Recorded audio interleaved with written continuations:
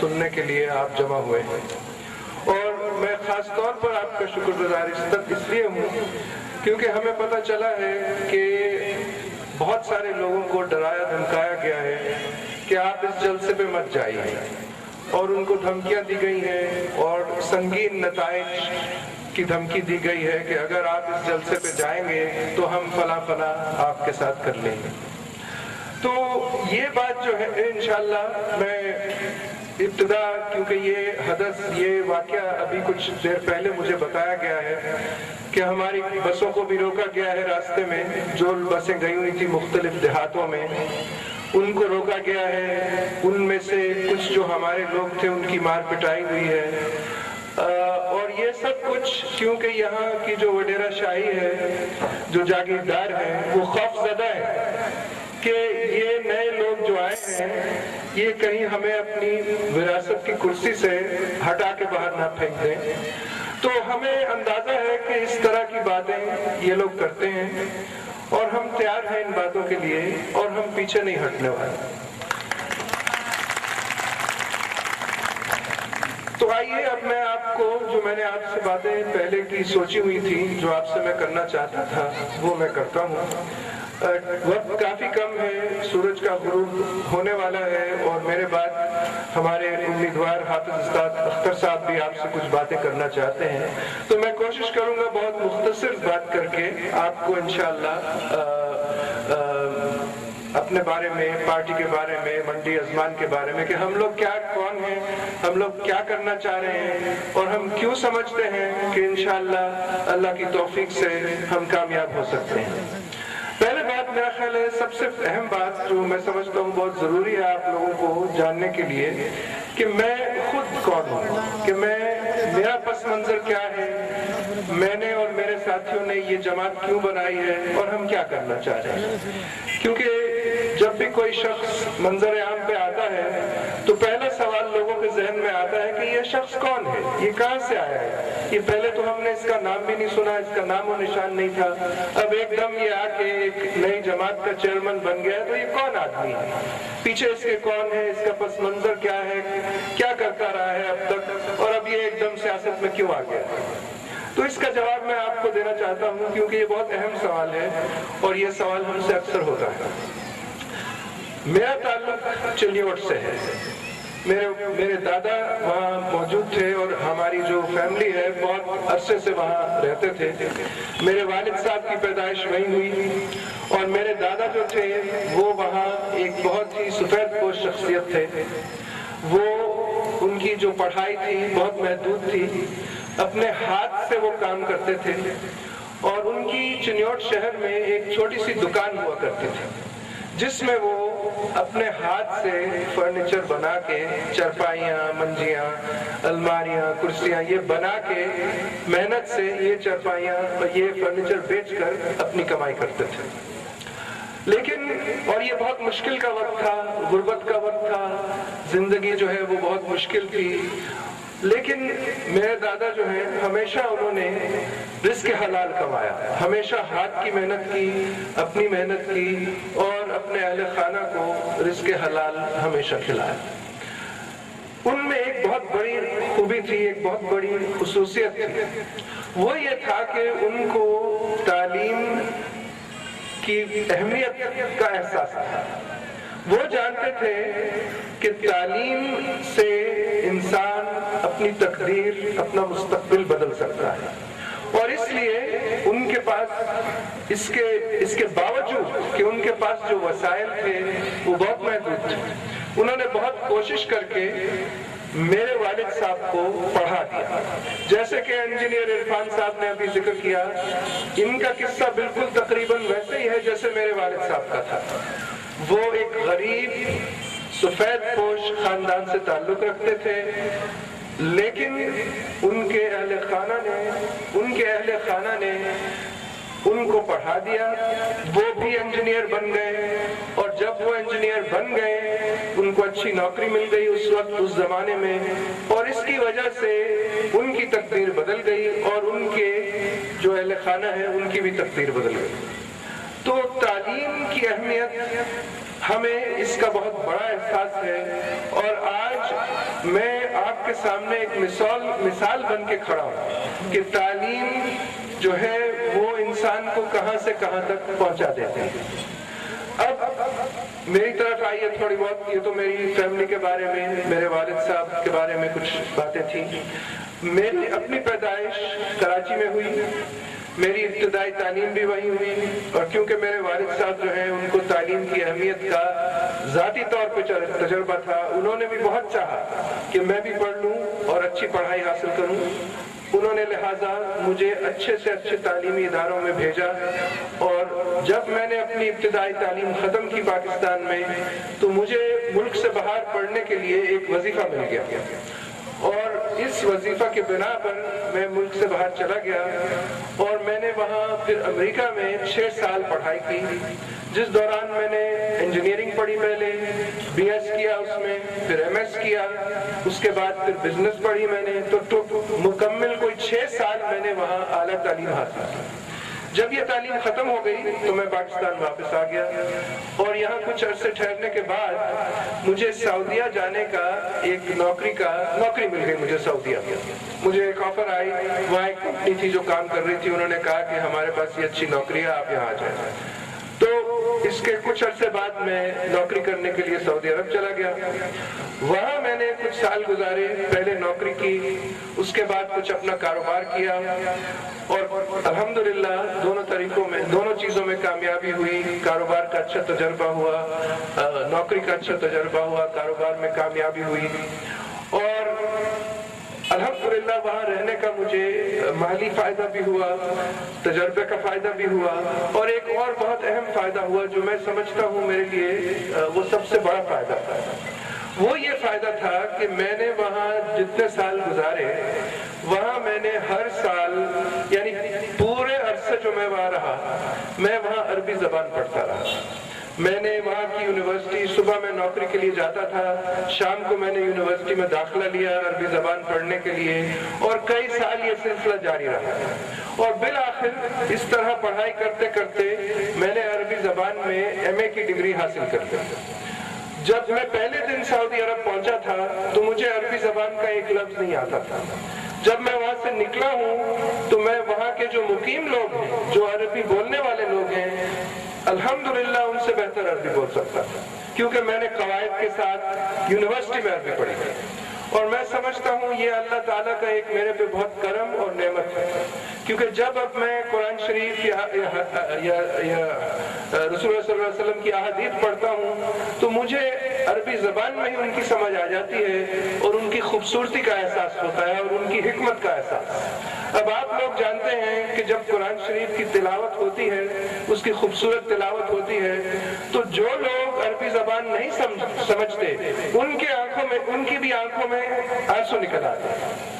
آپ اس بات کا تصور کر سکتے ہیں کہ اگر کوئی انسان اس کو سمجھ کے اس کی تلاوت سنے تو اس کے دل پہ کیا گزرے گا۔ تو خیر یہ کچھ ذاتی باتیں تھیں، یہ میں نے آپ سے کر دی کہ میں کون ہوں، میرا پس منظر کیا ہے۔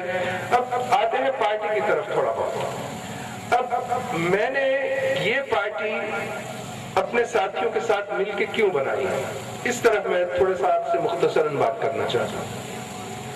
اب بات یہ ہے کہ میں اور میرے ساتھی، ہم لوگ لکھے پڑھے لوگ ہیں، ہم لوگ کوئی وڈیرے نہیں ہیں، ہم لوگ کوئی روایتی جاگیردار نہیں ہیں، ہمارے پاس بڑے بڑے رقبے نہیں ہیں، ہم صنعت کار نہیں ہیں، ہم سرمایہ کار نہیں ہیں، ہم عام لوگ ہیں، اور لیکن ہم میں ایک خوبی ہے، ایک خاصیت ہے جس پہ ہمیں فخر ہے، اور ہم سمجھتے ہیں کہ یہ ہمارے پہ اللہ تعالیٰ کی نعمت ہے۔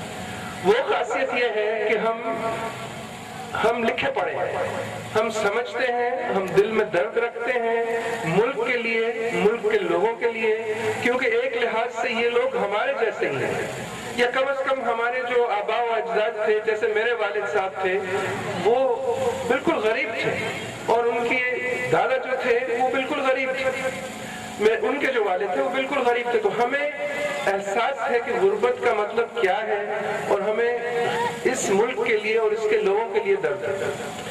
اب سیاسی جماعت کیوں، یہ آپ کو میں بتانا چاہتا ہوں۔ مسئلہ یہ ہے کہ جب ہم لوگ، میں اور میرے ساتھیوں نے جب پاکستان کی طرف دیکھا، پاکستان کی حالات دیکھے کہ یہاں بجلی نہیں ہے، یا پانی نہیں ہے، یا غربت ہے، یا بے روزگاری بڑھ رہی ہے، یا لوگوں کے پاس 2 وقت کا کھانا اپنی میز پہ نہیں رکھ سکتے، اپنے بچوں کے لیے نہیں رکھ سکتے، یہاں لوگ بھوک سے خودکشیاں کر رہے ہیں، جیسے یہاں میرے سے پہلے کچھ لوگوں نے ذکر کیا. ہم نے سوچا یہ ایسے کیوں ہے؟ ایسے کیوں ہے کہ پاکستان میں یہ حال ہے اور یہ حالات ہیں اور لوگ اتنے پریشان ہیں اور غریب ہیں؟ ایسا کیوں ہے؟ اور خاص طور پہ یہ سوال کی اہمیت اس لیے ہے کیونکہ پاکستان ایک ایسا ملک ہے جو کہ بہت امیر ملک ہے. امیر ملک اس لیے ہے کہ اس میں اللہ تعالیٰ نے دنیا بھر کی نعمتیں یہاں حاصل کر دی ہیں، اس کو بخش دی ہیں، اس کو دے دی ہیں، اور وہ ایسی نعمتیں ہیں جو کہ بہت کم ملکوں کے پاس ہیں. اب ہمارے پاس زرخیز زمین ہے، ہمارے پاس دریا بہ رہے ہیں، ہماری مٹی میں آپ کچھ بھی اگا دیں تو سونا نکل آتا ہے اس سے. جیسے کہ زمین کے اوپر زمین سونا اگلتی ہے، اسی طرح زمین کے نیچے بھی سونا ہے. ہمارے پاس تیل ہے، ہمارے پاس گیس ہے، تانبا ہے، لوہا ہے، اور سونا بھی ہے. بلوچستان میں اب زمین کے نیچے سونا ملتا ہے.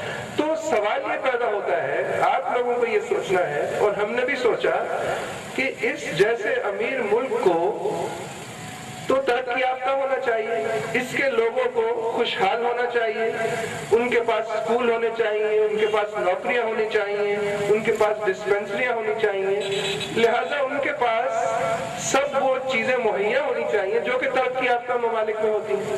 لیکن آپ کو پتا ہے کہ حقیقت ایسے نہیں ہے. آپ لوگ یہاں بہت سارے بیٹھے ہیں جو کہ بہت مشکل سے 2 وقت کی روٹی آپ اپنی میز پہ رکھ سکتے ہیں. تو ایسے کیوں ہے؟ ایسے ہم نے سوچا، اور آپ کے سامنے بھی میں یہ سوال پیش کرتا ہوں کہ ایسے کیوں ہے کہ یہ ملک ترقی کیوں نہیں کرتا؟ اور اس کا جواب آپ کو میں دینا چاہتا ہوں، اور اسی جواب میں آپ کو پتہ چل جائے گا کہ ہم نے سیاسی جماعت کیوں بنائی ہے. اب ہوتا یہ ہے، اگر آپ جو دنیا کے ترقی یافتہ ملک ہیں، جب آپ ان کی طرف دیکھیں تو آپ کو نظر آئے گا کہ ان ملکوں میں جب الیکشن ہوتا ہے تو اس ملک کے سب سے قابل، سب سے دیانتدار، سب سے مخلص لوگ جو ہیں وہ الیکشن لڑ کے، وہ الیکشن جیت کے ان کی اسمبلیوں میں آتے ہیں. وہ لوگ اس ملک کو چلاتے ہیں اور اس ملک کی ترقی کے ذمہ دار ہوتے ہیں. اب پاکستان کی طرف آپ دیکھتے ہیں، اگر ہم پاکستان کی طرف دیکھیں تو ہمیں نظر آئے گا کہ یہاں حقیقت اس کے بالکل برعکس، 100% برعکس. ہمارے ملک میں ملک کے سب سے نااہل، سب سے نالائق، سب سے فاسد، سب سے بے وفا لوگ الیکشن لڑتے ہیں، وہ الیکشن جیتتے ہیں، اور وہ آ کے اسمبلیوں میں بیٹھ کے ہمارے وزیر اعظم، ہمارے صدر، ہمارے وزراء بنتے ہیں. یعنی کہ ملک کا سب سے گرا ہوا طبقہ، یہ مبالغہ نہیں ہے، یہ لوگ جو ہماری اسمبلی میں بیٹھتے ہیں یہ ہمارے ملک کا سب سے گرا ہوا طبقہ ہے. اخلاقی لحاظ سے، تعلیمی لحاظ سے، قابلیت کے لحاظ سے، وفاداری کے لحاظ سے یہ اس ملک کا سب سے گرا ہوا طبقہ ہے. تو پھر کس بات کی حیرت ہے؟ پھر آپ کو اور مجھ کو کس بات کی حیرت ہو کہ جب اس ملک کا سب سے گرا ہوا طبقہ حکومت کرے گا، جو نااہل ہے، نالائق ہے، فاسد ہے، ان پڑھ ہے، جب وہ اس پہ حکومت کرے گا تو پھر یہ ملک کیسے ترقی کرے گا؟ اور آپ کو میں بتاتا ہوں کہ جب تک یہ طبقہ اس ملک پہ حکومت کرے گا یہ ملک ترقی نہیں کر سکے گا، بلکہ یہ ملک بد سے بدتر ہوتا چلے جائے گا. آپ غریب سے غریب تر ہوتے جائیں گے، اور یہ بدماش اور گنڈے جو اسمبلیوں میں بیٹھے ہیں یہ امیر سے امیر تر ہوتے جائے گا. تو اب ہماری پارٹی مستقبل پاکستان، جب میں نے اپنے ساتھ اور میرے ساتھیوں نے یہ دیکھا اور یہ سمجھا کہ یہاں ہمیں ایک بنیادی تبدیلی چاہیے، اور وہ تبدیلی یہ ہونی چاہیے کہ اس ملک کے سب سے قابل، سب سے دیانتدار، سب سے مخلص لوگوں کو سیاست میں لانا چاہیے، تاکہ یہ لوگ پھر اسمبلی الیکشن میں آئیں، الیکشن جیت کر اسمبلیوں میں آئیں اور یہ لوگ پھر اس ملک کو چلائیں. اور جس دن یہ لوگ اسمبلیوں میں آ جائیں گے تو آپ دیکھیے گا کہ اس ملک کی تقدیر بدل جائے گی اور آپ کی تقدیر و قسمت اور مستقبل بدل جائے گا.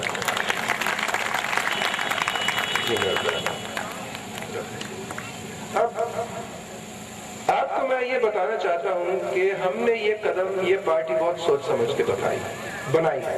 ہمیں اندازہ ہے کہ جو ہمارے خلاف جو ہمارے روایتی سیاستدان ہیں یہ بہت طاقتور ہیں، یہ بدماش ہیں، یہ قاتل ہیں، یہ کسی بھی چیز سے گریز نہیں کریں گے ہمارا راستہ روکنے کے لیے. اور آج اس کا ثبوت ہمیں مل چکا ہے، ہمیں آج یہاں مل چکا ہے، کیونکہ یہ لوگ خوفزدہ ہیں. انہوں نے یہ ہمارا جو جلسہ ہے اس کو روکنے کی ہر کوشش کی ہے، لیکن اس کے علاوہ آپ لوگوں نے یہاں آ کے اپنی دلیری سے یہ ثابت کر دیا ہے کہ ان کو ہرایا جا سکتا ہے. اور انشاءاللہ آپ کی مدد سے ہم لوگ، میرے ساتھی حافظ اسحاق، ان لوگوں کو ہرائیں گے، نہ صرف منڈی ازمان میں بلکہ پاکستان کے ہر حلقے میں انشاءاللہ ہرائیں گے جب الیکشن آئے گا. اب بات یہ ہے، میں نے آپ سے کہا کہ ہم سادہ، دیانتدار، مخلص، قابل لوگوں کو سیاست میں لانا چاہتے ہیں. اب سوال یہ پیدا ہوتا ہے کہ اس طرح کے لوگ سیاست میں کیسے آئے؟ کیونکہ جو شخص اس ملک میں قابل ہے، اس ملک میں دیانتدار ہے، اس ملک میں مخلص ہے، وہ شخص اس ملک میں غریب ہے، اس کے پاس پیسے نہیں ہیں. کیونکہ اس ملک میں یہ جو کڑوی حقیقت ہے وہ یہ ہے کہ اس ملک میں پیسہ ہے بدماشوں کے پاس اور چوروں اور ڈاکوؤں کے پاس. اچھے لوگوں کے پاس پیسہ نہیں ہے اس ملک میں. تو ہم اچھے لوگوں کو سیاست میں کیسے لائیں گے، یہ سوال ہے.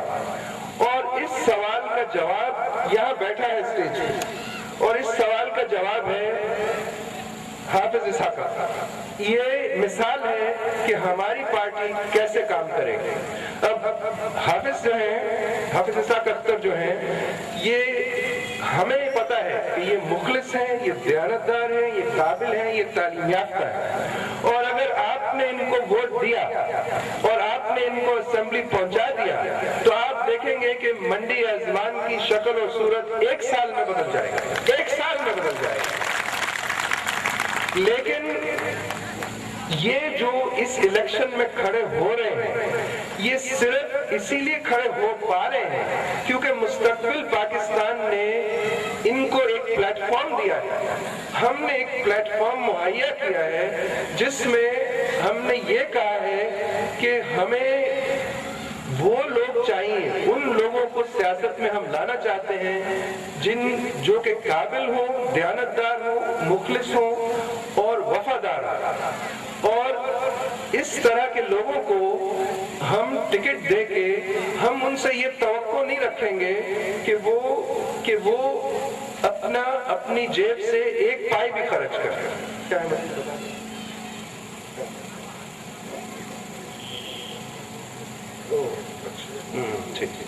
ٹھیک میں کرتا ہوں. تو بات یہ ہے کہ حافظ اسحاق اختر اس لیے کھڑے ہو پا رہے ہیں کیونکہ مستقبل پاکستان نے ان کو پلیٹ فارم دیا ہے، ان کی 100% حمایت کر رہا ہے. اور ہمارا ارادہ ہے انشاءاللہ کہ ہر حلقے میں ہم اسی طرح کریں گے. ہر حلقے جہاں بھی ہم جائیں گے، ابھی تو خیر یہ ایک ضمنی انتخاب ہے، جب عام انتخابات آئیں گے تو اس میں بھی ہمارا یہ دیکھیں، ہم ایک نئی جماعت ہے، ہمیں جماعت کو بڑھانے کے لیے، اپنا پیغام پہنچانے کے لیے ذرا ٹائم لگے گا. تو ہو سکتا ہے کہ اگلے عام انتخابات میں ہم ہر حلقے سے امیدوار نہ کھڑا کر سکتے کیونکہ ٹائم لگتا ہے. نئی سوچ، نئے فکر کو پروان چڑھانے کے لیے، لوگوں کو سمجھانے کے لیے، لوگوں کو یقین دلوانے کے لیے کہ گھبرائیں مت، تبدیلی ہو سکتی ہے، آپ تبدیلی لا سکتے ہیں، اس میں ٹائم لگتا ہے. اور لیکن اس کے باوجود ہماری جو ترقی ہوئی ہے، ہماری جماعت صرف 1.5 سال پہلے رجسٹر ہوئی ہے، اس کی بنیاد صرف 1.5 سال پہلے پڑی ہے. اور ان 1.5 سال میں ہم اب تقریباً ملک کی ہر تحصیل میں ہمارے لوگ موجود ہیں. اور لوگ ہمیں جب ہمارے بارے میں سنتے ہیں، ہمارے منشور کے بارے میں سنتے ہیں، ہماری جو کوشش ہے اس کے بارے میں سنتے ہیں تو بہت خوش ہوتے ہیں اور کہتے ہیں آپ لوگ اتنی دیر سے کیوں آئے ہیں، آپ لوگ فوراً ہمارے ہم لوگ آپ کی حمایت کریں گے، ہم لوگ آپ کو سب سہولتیں مہیا کریں گے، آپ بس آ جائیں، کیونکہ ہم پریشان ہیں، ہم تنگ ہیں ان روایتی وڈیروں سے اور جاگیرداروں سے، اور کیونکہ یہ جو ظلم اور جبر ہم پہ کرتے ہیں، ہم سے اب یہ گوارا نہیں۔ تو جو سوال میں نے آپ کو جو بات میں نے آپ سے کہی کہ پارٹی کا جو منشور ہے، پارٹی کا جو طریقہ کار ہے، وہ یہ ہوگا کہ ہم عام، قابل، دیانتدار، مخلص، سادہ لوگوں کو سیاست میں لائیں گے اور انشاءاللہ ان کو اسمبلیوں تک پہنچائیں گے۔ اب میں ٹائم زیادہ، مغرب کا بھی وقت آ رہا ہے، تو میں بہت ہی مختصر اب آپ کو کر کے بتاتا ہوں بات۔ میں آپ کو جو میرا بہت دل تھا کہ میں آپ سے ایک بات کروں، وہ یہ ہے کہ دیکھیں، قرآن شریف کی میں عربی بھی سمجھتا ہوں الحمدللہ، اور قرآن شریف کو میں نے بہت اچھی طرح پڑھا ہے۔ اب قرآن شریف کی جو آیتیں ہیں، یہ اللہ تعالیٰ کا کلام ہے، یہ آسمان سے نازل ہوا ہے، یہ نہ میرا کلام ہے نہ کسی انسان کا کلام ہے۔ اور قرآن شریف میں ایک آیت آتی ہے جو کہ عربی زبان میں اللہ تعالیٰ فرماتے ہیں، جاء الحق وزهق الباطل ان الباطل کان زہوقا۔ اس کا یہ ترجمہ ہے اردو میں کہ حق آ گیا ہے، باطل جو ہے وہ فنا ہو گیا ہے، اور کیونکہ باطل جو ہے اس کی طبیعت ایسی ہے کہ وہ حق کے سامنے اس کو فنا ہونا ہی ہوتا ہے۔ اس کی میں آپ کو تھوڑی سی تفسیر کر کے سناتا ہوں کہ اس کا مطلب کیا ہے اور اس کی اہمیت آپ کے لیے کیا ہے اور ہمارے لیے کیا ہے۔ کیونکہ قرآن میں ہر ایک آیت، ہر ایک لفظ ایک جیسے سونے کا ڈلا ہے ویسے ہوتی ہے، سونے کی قیمت ہوتی ہے ہر لفظ، اور ہر لفظ میں اس کے معنی جو ہیں، اس کے آپ بہت سارے معنی نکال سکتے ہیں، اس میں بہت حکمت ہوتی ہے ہر لفظ۔ اس آیت کا یہ مطلب ہے کہ جب حق، اور حق کا مطلب ہے سچائی، اچھائی، دیانتداری، اخلاص، یہ حق کا مطلب ہے۔ جب لفظ حق استعمال ہوتا ہے تو اس کا یہ مطلب ہوتا ہے اچھائی، صداقت، دیانتداری، اخلاص، یہ مطلب ہے حق۔ اور باطل کا مطلب ہے جھوٹ، چوری، ڈاکہ، بدماشی، بے وفائی، یہ باطل کا مطلب ہے۔ قرآن شریف ہمیں کہتا ہے کہ جب حق آ جاتا ہے تو باطل اس کے سامنے نہیں کھڑا ہو سکتا، باطل جو ہے اس کو فنا ہونا ہی ہونا۔ اور اس کی مثال آپ کو میں دیتا ہوں، حق ایسے ہے جیسے آپ نے کہیں آگ بھڑکا کے رکھی ہوئی ہے، اور اس کے سامنے اگر آپ ایک برف کا ڈلا لا کے رکھ دیں آگ کے سامنے، تو برف کے ڈلے کو کیا ہوگا؟ وہ پگھل کے ختم ہو جائے گا۔ یہی بالکل قرآن شریف کی مثال ہے۔ قرآن شریف کی جو آیت ہے وہ تقریباً یہی بات کہہ رہی ہے کہ جب حق اور سچائی اور دیانتداری اور اخلاص میدان میں آ جاتے ہیں تو باطل یعنی جھوٹ اور ڈاکہ اور بدماشی اور بے وفائی یہ پگھل کے بھاگ جاتے ہیں، ختم ہو جاتے ہیں، فنا ہو جاتے ہیں۔ آپ کو یہ بات ذہن میں رکھنی ہے، کیونکہ ہمارے جو مخالفین ہیں وہ باطل ہیں، ہم لوگ حق کا علم لے کے اپنے ہاتھ میں آئے ہیں، اور حق کے سامنے یہ باطل نہیں کھڑا ہو سکتا۔ یہ بدماش، یہ چور، یہ ڈاکو، یہ لٹیرے، جب ان کو سچائی ان کے سامنے آتی ہے تو یہ پگھل کے ختم ہو جائے گا۔ آپ کے سامنے یہ لوگ نہیں کھڑے ہو پائیں گے۔ یہ ہمارا تجربہ ہے، ہم نے ہر جگہ دیکھا ہے، جہاں بھی ہم نئی جگہ پہ جاتے ہیں شروع میں ان کی بدماشی ہوتی ہے، اور جب یہ دیکھتے ہیں کہ یہ لوگ پیچھے نہیں ہٹنے والے تو یہ خود پیچھے ہٹ جاتے ہیں۔ اب میں آپ کو ایک دو باتیں مجھے ابھی میرے بھائی نے بتائی ہیں کہ یہاں کچھ ختم کرنے سے پہلے ایک دو اہم باتیں میں کرنا چاہتا ہوں۔ ایک تو یہ میرے بھائی نے بتائی ہے کہ کچھ لوگ یہاں منڈی ازمان میں افواہیں پھیلا رہے ہیں کہ ہم مستقبل پاکستان کا تعلق یا کوئی کسی قسم کا تعلق ہے ایک اور جماعت سے جو کہ کراچی کی ایک مخصوص لسانی جماعت ہے۔ میں آپ سے کہنا چاہتا ہوں کہ یہ بالکل بے بنیاد بات ہے، اس میں کوئی حقیقت نہیں ہے۔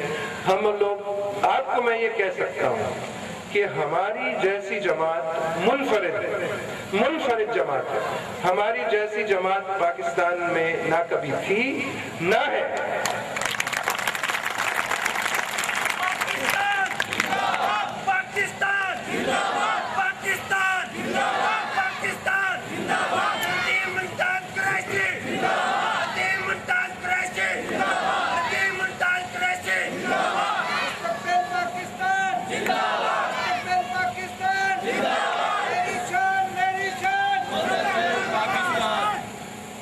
میں آپ سے کہنا چاہتا ہوں کہ ہم لوگوں کا مستقبل پاکستان کا فی الوقت کسی اور سیاسی جماعت سے کوئی رابطہ نہیں. اور اگر مستقبل میں کوئی اس طرح کی بات ہوئی بھی تو وہ الیکشن کے بعد ہوگی, الیکشن سے پہلے ہے. تو آپ یہ اطمینان کر لیں کہ ہم وہی لوگ ہیں جو ہم آپ کو کہہ رہے ہیں. ہم سفید پوش لوگ ہیں, دیانتدار لوگ ہیں, مخلص لوگ ہیں, اور آپ یہ پہچان جائیں گے جب آپ ہمارے لوگوں سے ملیں گے. اور میرا خیال ہے آپ میں سے جن لوگوں کا تعلق ہمارے لوگوں سے ہوا ہے, آپ کو یہ مجھے کہنے کی ضرورت بھی نہیں ہے, کیونکہ آپ یہ پہچان چکے ہوں گے یہ بات کی حقیقت. اب ختم کرنے سے پہلے مجھے آپ کو تھوڑا سا ایک دو باتیں بتانی ہے. ہمیں انشاءاللہ ہمیں پوری کوشش ہے ہماری, اور ہماری امید بھی ہے, اور ہمیں کچھ اس کے اشارات بھی نظر آ رہے ہیں کہ ہم یہ الیکشن جیت سکتے ہیں. کیونکہ دیکھیے بات یہ ہے, اور آپ کو یہ بات یاد رکھنی ہے, یہ بات آپ کو یاد رکھنی ہے, یہ جو بدماش اور ڈاکو اور وڈیرے ہیں اور جاگیردار ہیں جو آج جن کے نام آپ جانتے ہیں, یہ ہماری بسیں روک سکتے ہیں اور آپ کی بسیں روک سکتے ہیں, لیکن یہ آپ کے دل نہیں روک سکتے. یہ آپ کے دل نہیں روک سکتے اور آپ کے ذہنوں پہ کنٹرول نہیں کر سکتے.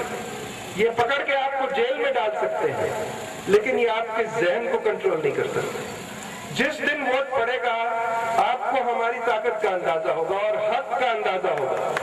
کیونکہ جب لوگ ووٹنگ بوتھ میں جائیں گے, جب ووٹ ڈالنے جائیں گے, جب ٹھپا لگانے جائیں گے, وہاں کوئی دیکھنے والا نہیں ہوگا. وہاں وہ شخص اپنے ضمیر کے ساتھ ہوگا اور وہ اپنے ضمیر کے مطابق اپنا ووٹ ڈالے گا. اور اگر آپ یہ بات یاد رکھیں, آپ انشاءاللہ ہمارے لیے ووٹ ڈالیں, کیونکہ آپ کا مستقبل, آپ کے بچوں کا مستقبل, اس ملک کا مستقبل ہمارے مستقبل سے منسلک ہے. اور انشاءاللہ ہمیں یہ اشارے آ رہے ہیں, ہمیں یہ واضح ہو رہا ہے آہستہ کہ ہم اس الیکشن کو جیت سکتے ہیں. یہ ہمیں بہت سارے ہم نے اپنے یہاں سروے کیے ہیں, بہت ہم لوگ سوچ سمجھ کے کام کرتے ہیں.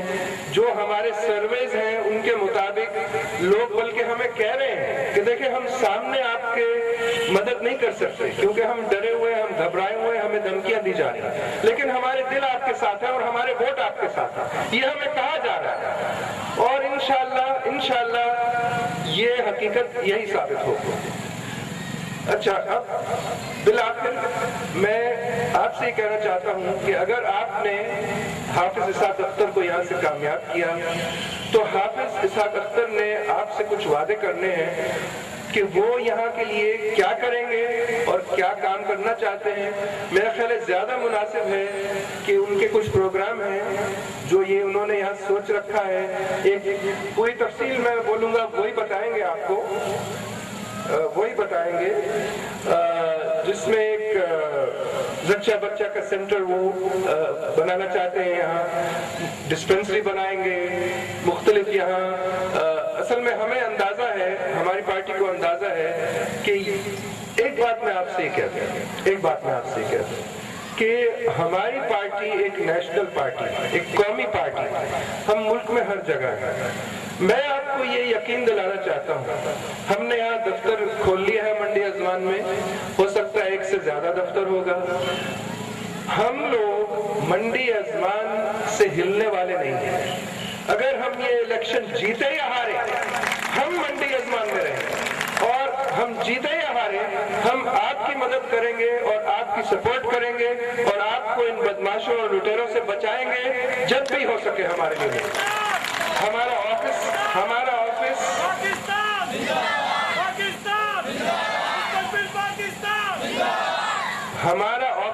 ہمارے لوگ یہاں موجود ہیں, آج بھی موجود ہیں, الیکشن کے بعد بھی موجود ہوں گے.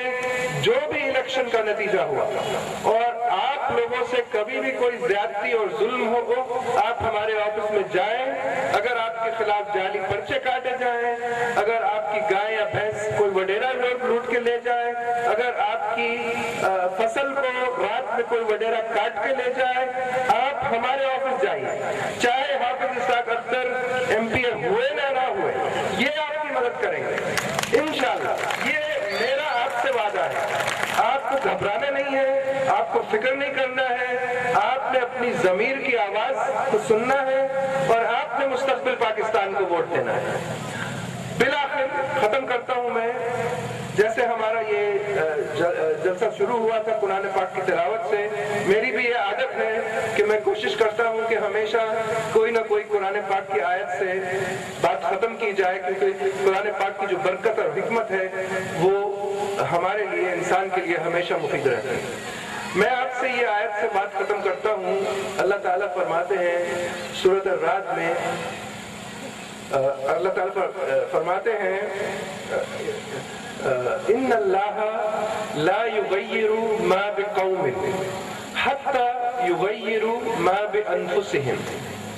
یہ آیت کا میں آپ کو بہت مختصر سے ترجمہ کر کے سناتا ہوں. سورہ الرعد میں آیت نمبر 11 ہے. ان اللہ لا یغیر ما بقوم حتی یغیروا ما بانفسہم.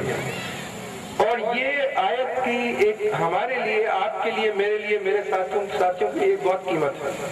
اس آیت میں اللہ تعالیٰ فرماتے ہیں کہ اگر کوئی بھی قوم کسی مصیبت سے گزر رہی ہو تو اللہ تعالیٰ اس قوم کی مدد نہیں کرے گا جب تک وہ قوم پہلے خود اپنی مدد نہ کرے. یہ بہت اہم آیت ہے, یہ بہت ہی اہم آیت ہے. آپ کو اس کے بارے میں سوچنا ہے. اللہ تعالیٰ جب اس طرح کا وعدہ کرتے ہیں نا, تو قرآن شریف ہمیں بتاتا ہے کہ اللہ تعالیٰ ہمیشہ اپنے وعدے پورے کرتے ہیں. اور اس کا یہ مطلب ہے کہ اگر آپ اپنی حالت بدلنے نکلیں گے اور کوشش کریں گے تو اللہ تعالیٰ کی مدد آپ کے ساتھ ہوگی. یہ آسمان کا کلام ہے. اللہ تعالیٰ کی مدد آپ کے ساتھ ہوگی. اور آپ مجھے بتائیں کہ جن لوگوں کے پاس, جن لوگوں کے ساتھ اللہ تعالیٰ کی مدد ہو جائے, کوئی دنیا کی طاقت مقابلہ کر سکتی ہے اللہ تعالیٰ کے ساتھ؟ کوئی دنیا کی طاقت ہے؟ یہ آپ کو ذہن میں رکھنا ہے.